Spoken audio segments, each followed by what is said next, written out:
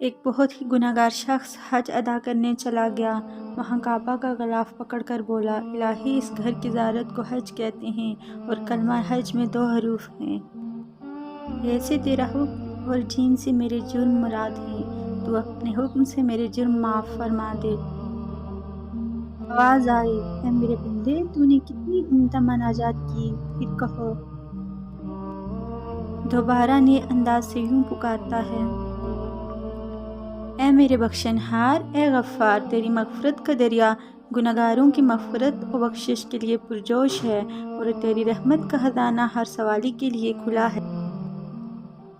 الہی اس گھر کی زیارت کو حج کہتے ہیں اور حج 2 حرف پر مشتمل ہے، ہے اور جیم۔ ہے سے میری حاجت اور جیم سے تیرا جود و کرم ہے۔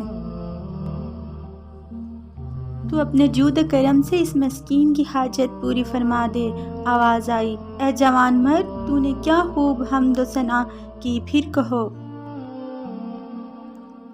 وہ پھر عرض کرنے لگا، اے خالق کائنات، تیری ذات ہر عیب و نقص اور کمزوری سے پاک ہے۔ تو نے اپنی عافیت کا پردہ مسلمانوں پر ڈال رکھا ہے۔ اے میرے رب، اس گھر کی زیارت کو حج کہتے ہیں، حج کے 2 حرف ہیں، ہے اور جیم۔ ہے سے اگر میری حلاوت ایمانی اور جیم سے تیرا جلال مراد ہے، تو اپنے جلال کی برکت سے اس ناتواں ضعیف بندے کے ایمان کی حلاوت کو شیطان سے محفوظ رکھنا۔ آواز آئی، اے میرے مخلص ترین عاشق و صادق بندے، تو نے میرے حکم، میرے جود و کرم اور میرے جلال کے توسل سے جو کچھ طلب کیا ہے، تجھے عطا فرمایا۔ ہمارا تو کام ہی مانگنے والے کا دامن بھر دینا ہے، مگر بات تو یہ ہے کوئی مانگے تو صحیح، کسی کو مانگنے کا سلیقہ تو آتا ہو۔ بے شک وہ تو بن مانگے بھی عطا کرتا ہے۔